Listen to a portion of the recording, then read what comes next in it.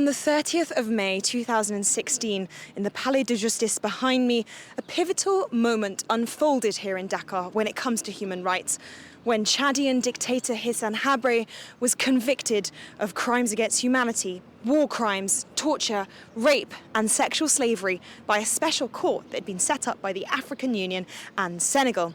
The Chadian dictator Hissen Habre's reign was one of systematic terror.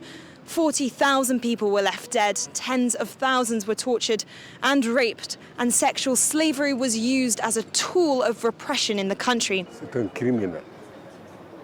He was a criminal. I saw it with my own eyes. People tortured, sick, taken to be executed. The fathers of families. Just because you're the head of state and no one dares to challenge you. It was the survivors who were the advocates of this process. They led the charge for more than 18 years to make sure it ended up here in Dakar. Over 4,000 of the victims registered with the court and hundreds testified. With all the suffering I had gone through in the days of Hissen Habre, I forgot it all that day. Because that's what I was looking for, justice. And that day, here we were, in front of him. I celebrated that day with my family, the neighbors. I invited everyone because I was proud and I was happy. In front of my family, in front of my children, who thought that their dad was missing, that he was dead. I said, here is your father, he is alive. And here is the one who did harm. Today, I am with him, facing justice. The case set an important precedent, and it proved that impunity is not inevitable.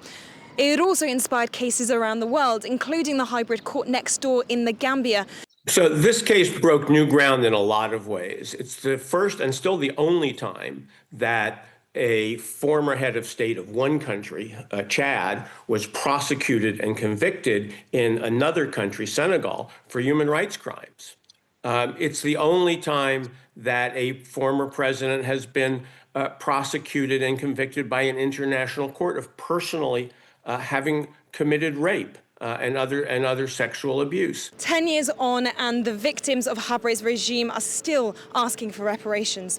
Commentators also say that international justice in general is at a crossroads, as the institutions seem to be functioning, but the political will to enforce any ruling is lacking. Sometimes you have to wait for political circumstances to change in order for justice actually to happen. So I would say to the victims in Ukraine, I would say to victims in Gaza, I would say to victims all around the world, the Habre case says, don't give up.